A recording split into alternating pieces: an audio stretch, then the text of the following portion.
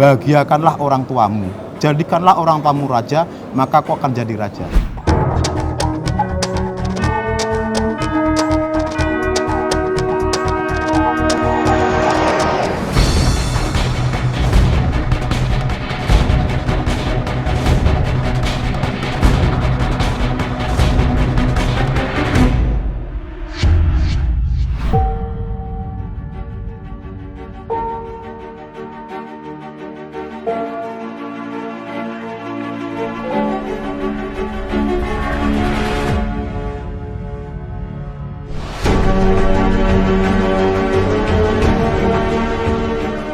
Yang pertama, saya sangat bersyukur pada Tuhan Yang Maha Allah SWT. Pada hari ini, tadi sudah dilaksanakan kenaikan pangkat di Mabesat. Ini berkat karena Allah SWT. Ini syukur kami dan saya yakin di dunia ini nggak ada yang tiba-tiba, semua diatur sama Allah. Termasuk daun jatuh, itu dalam Al-Quran ditegaskan. Apalagi ini masalah kepangkatan.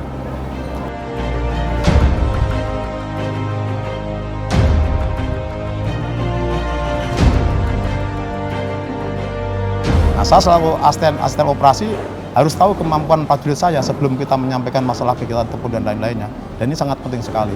Berikutnya masalah keluarga juga. Sehingga sebelum dinas, keluarga dulu. Kalau keluarga harmonis, keluarga enak, insya Allah dinas pun akan lancar, tidak terbebani.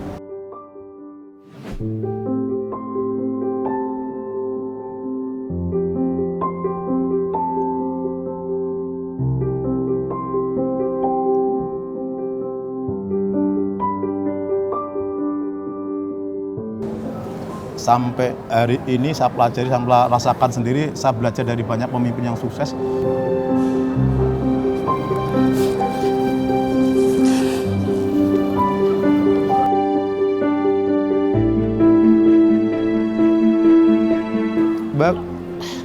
Bahagiakan orang.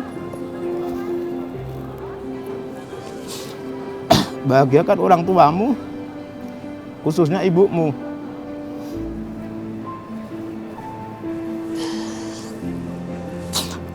Sampai hari ini, ya saya bersyukur, saya menyadari ibu saya mungkin dari pendidikan SD nggak lulus ibu saya, Mbak. Tapi doanya, karena setiap saya masuk akabri, ya beliau yang selalu menjaga saya. Ya, sampai hari ini, jangan sekali-kali kecewakan orang tua. Bahagiakanlah orang tuamu, jadikanlah orang tuamu raja, maka kau akan jadi raja. Tapi kau jadikan orang tuamu pembantu, maka kau akan jadi pembantu. Dan ini sudah dalam cerita riwayat Rasulullah sudah disampaikan. Pernah seorang sahabat menanyakan, siapa yang aku cintai Rasul? Ibu belum ayah. Aku, kamu, kita dalam keadaan. Saya sangat mengenali sosok suami saya. Suami saya ini seorang yang memang disiplin. Disiplin di rumah, di pekerjaan sangat disiplin. Makanya kadang awal-awal menikah tuh saya suka ini, Mbak, proses adaptasi. Ternyata bertanggung jawab dengan pekerjaan. Kadang-kadang keluarga pun kalau memang tidak terlalu urgent, pasti pekerjaan yang diutamakan. Karena waktu awal-awal menikah kan dipasukan, Mbak. Jadi sampai sekarang pun tetap disiplin yang saya lihat. Kemudian Pak Susul ini orang yang sangat sayang dengan keluarga, terutama sangat menyayangi ibunya. Dengan proses yang dahulu ini, Pak, sampai sekarang ini beliau itu sangat peduli sekali dengan ibunya, keluarganya, keluarganya itu yang saya lihat, sangat sayang dengan keluarga. Kemudian Pak Susul ini orang yang apa adanya.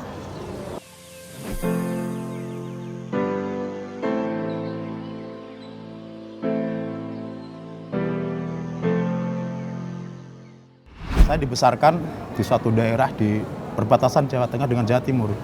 Saya lahir tahun 69, sekitar 50 atau 50 tahun yang lalu.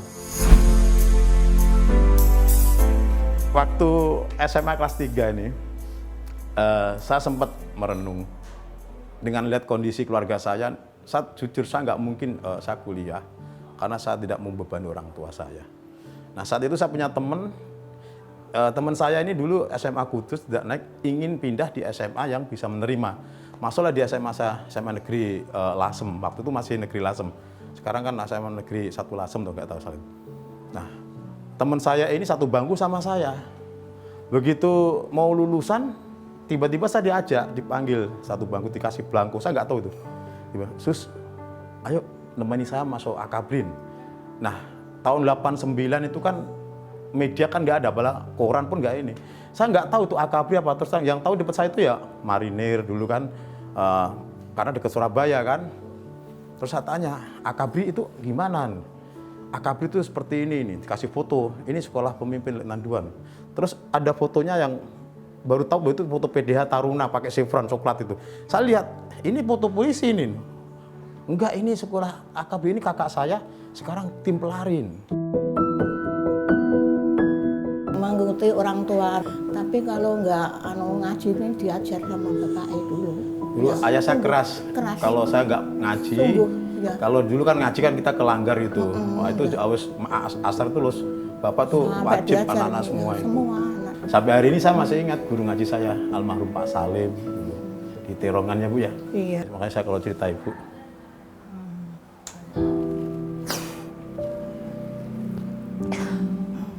Tadi udah nyampaikan pesannya aja saya almarhum itu, kamu kerja yang penting jujur, jangan mencuri. Kalau bisa punya rezeki bantu orang lain. Dan ini diterapkan. Ibu saya ini dengan anak yang waktu itu masih 7 orang. Bahkan kadang-kadang keponakan bapak pun ke rumah ikut ibu. Dan ibu ini tidak pernah ngeluh. Dengan anak yang masih kecil-kecil, saya SMA paling besar.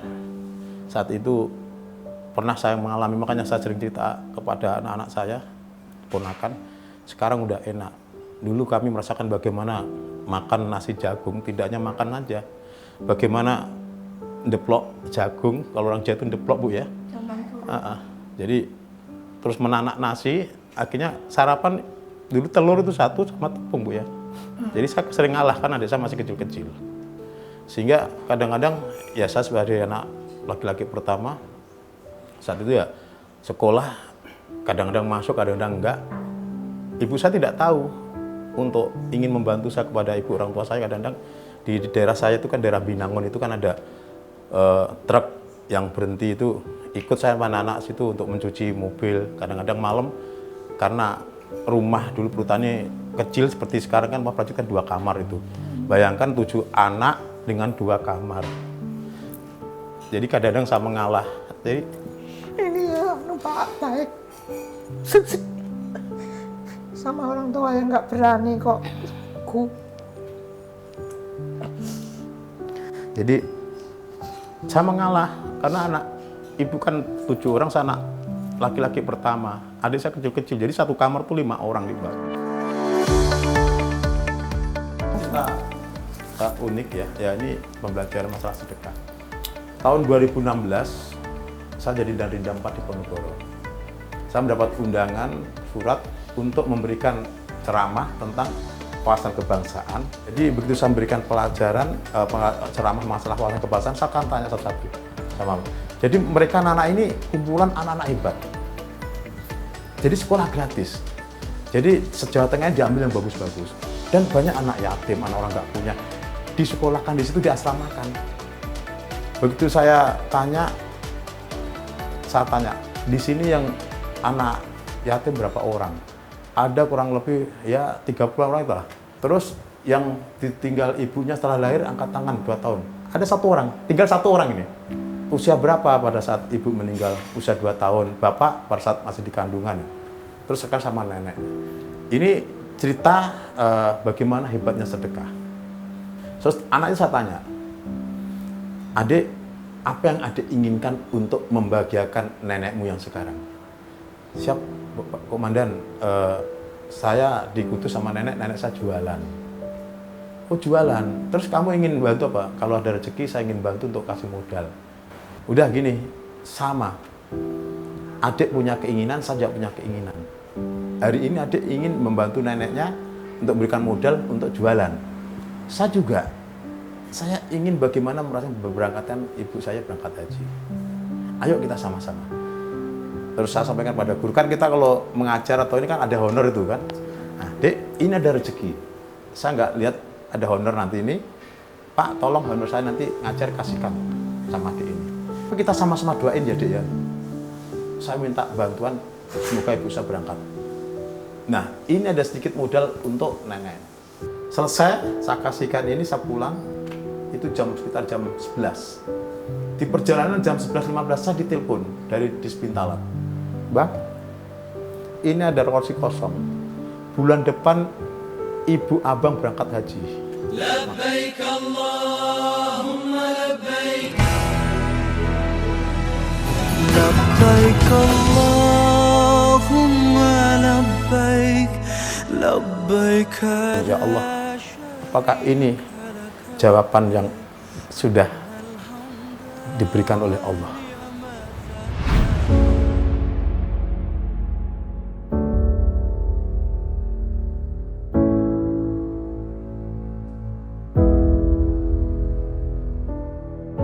Kalau orang mungkin sering dengar keberhasilan seorang laki-laki karena ada satu orang perempuan yang menjaga. Kalau saya mungkin agak beda. Keberhasilan seorang laki-laki karena dijaga oleh 2 orang bidadari, 2 orang wanita. Yang pertama jaga secara non fisik ibu saya, karena apa? Tiap hari tidak ketemu saya mungkin ya di kampung. Tapi doanya ini Mas, bukan manjul. Ini kalau kita yakin, sangat yakin, insya Allah. Yang kedua ya istri yang mendampingi saya sampai hari ini, 2 perempuan ini.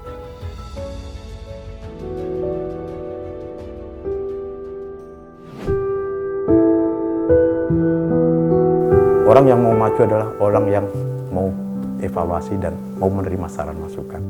Dari kesalahan-kesalahan itulah kita perbaiki, evaluasi. Jadi harus mau berubah. Kesalahan yang lalu jadikan evaluasi. Saya bukan yang terbaik, tapi setiap kerja saya selalu berusaha berbuat yang terbaik.